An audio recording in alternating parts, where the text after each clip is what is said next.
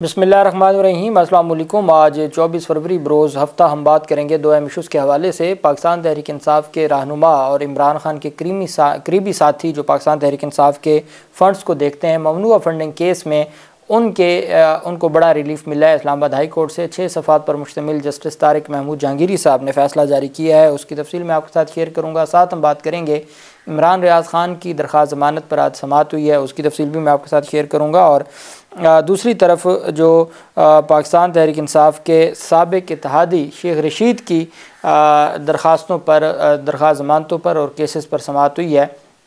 आप जानते हैं शेख रशीद बुरी तरह हारे हैं रावलपिंडी में। उसकी दो वजूहात हैं। एक तो वो इमरान खान को बाईपास करके अपना पाकिस्तान तहरीक इंसाफ के लोगों से वोट लेना चाहते थे।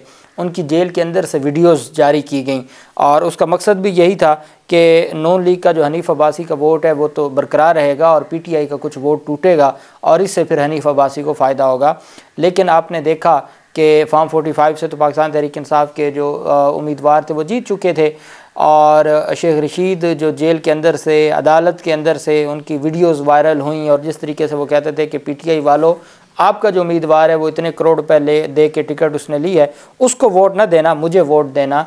आज जब उनसे इलेक्शन से मुतल्लिक सवाल पूछा गया तो वो खामोश थे, चूँकि उनकी ज़मानत ज़ब्त हो गई थी इस इंतखाब में और उनको पता चल गया था कि इमरान खान के अलावा उनकी जो सियासत है वो इस वक्त अवाम एक लीडर के अलावा किसी के साथ सियासत में कोई इंटरेस्ट नहीं रखती।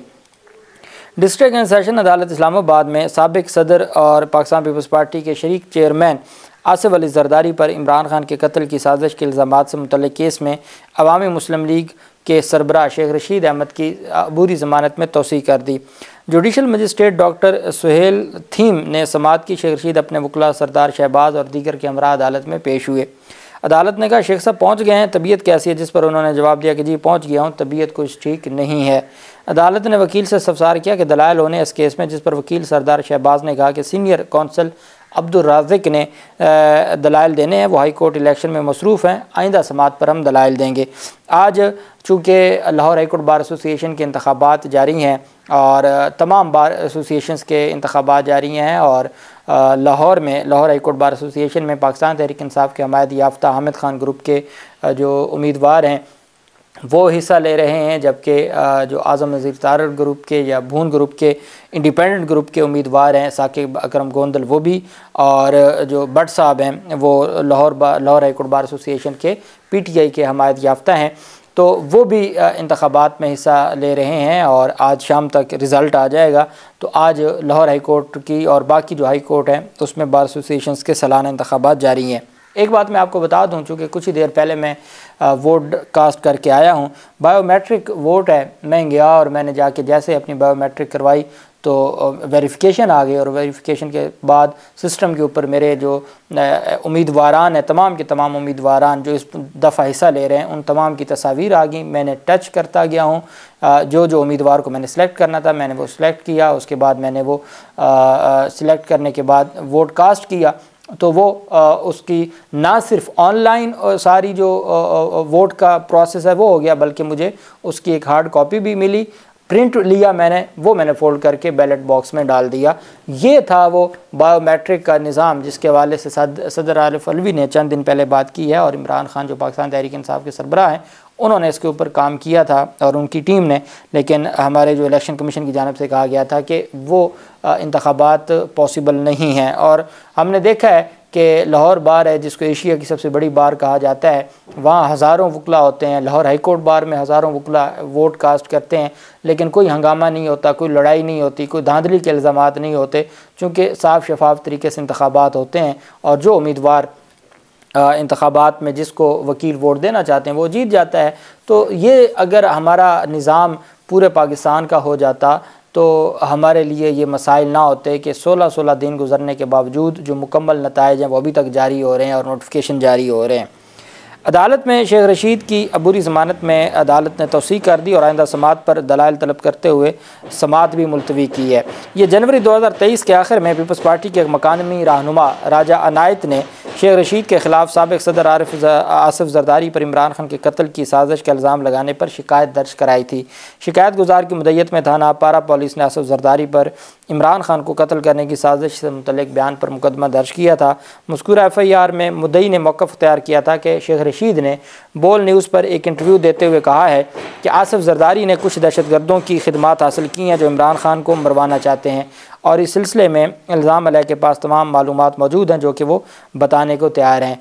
FIR में मज़ीद कहा गया कि शेख रशीद ने यह बयान एक साजिश के तहत दिया। वो साबिक़ सदर को बदनाम करना और उनके ख़ानदान के लिए मुस्तकिल ख़तरा पैदा करना चाहते थे। दरख्वास्त गुजार ने यह भी दावा किया था कि शेख रशीद इस मनगढ़ंत और बेबुनियाद साजिश का जिक्र करके दो गिरोहों पाकिस्तान पीपल्स पार्टी और PTI में तसादुम कराना चाहते हैं ताकि मुल्क का अमन ख़राब हो। तो ये जो आसिफ ज़रदारी से मुतल्लिक़ बयान था उस बुनियाद पर यह मुकदमा दर्ज हुआ था। एक मुकदमा इनके ख़िलाफ़ बिलावल ज़रदारी की तौहीन का भी दर्ज हुआ था और इसमें भी अब तोसी हो गई है। दूसरी तरफ जो अहम पेशरफ सामने आई है वो इमरान रियाज़ ख़ान की दरख्वास्त ज़मानत पर समाअत हुई है। एंटी करप्शन के जो डिस्ट्रिक्ट एंड सेशन अदालत है एंटी करप्शन की, वहाँ पर दरख्वास्त दायर की गई है। पाकिस्तान तहरीक इंसाफ के वकील अज़हर सिद्दीक़ एडवोकेट इसमें वकील हैं, मियाँ अली अशफाक इसमें वकील हैं। उन्होंने दरख्वास्त दायर की। जज सफदर अली भट्टी साहब हैं एंटी करप्शन अदालत के जज, उन्होंने समाअत की। एंटी करप्शन अदालत ने सीनियर साफ़ी इमरान रियाज़ ख़ान की दरख्वास्त ज़मानत पर एंटी करप्शन से जवाब तलब कर लिया। एंटी करप्शन अदालत ने सीनियर साफ़ी इमरान रियाज़ ख़ान की दरख्वास्त ज़मानत पर समाअत की।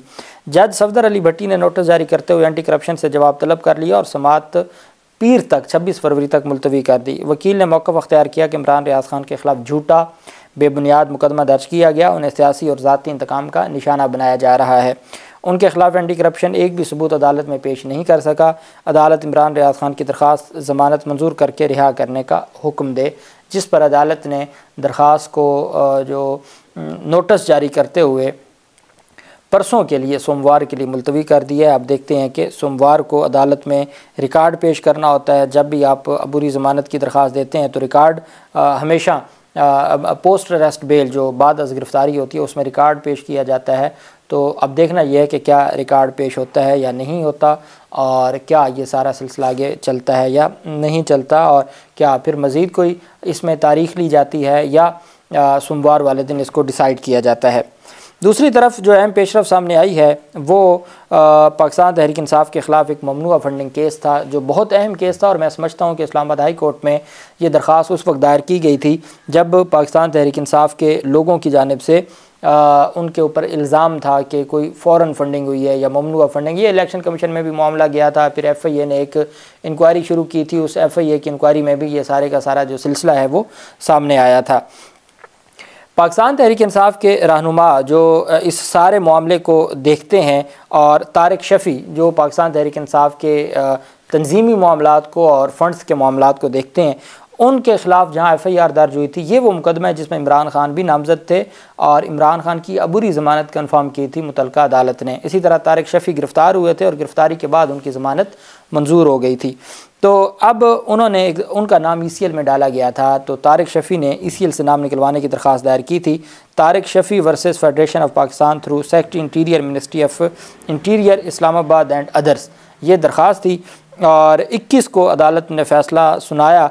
आज वो फ़ैसला जारी किया है। बैरिस्टर राजा अब्दुल कदीर जंजुआ इसमें वकील थे और अदालत ने कहा कि through this instant writ petition filed under article 199 of the Constitution of Islamic Republic of Pakistan the petitioner seeks direction to the respondents to remove his name from PCL BL ECL कि वो भले पासपोर्ट कंट्रोल लिस्ट है या वो ECL है, जो भी list है उसमें से उनका नाम या ब्लॉक लिस्ट है उसमें से उनका नाम निकाला जाए।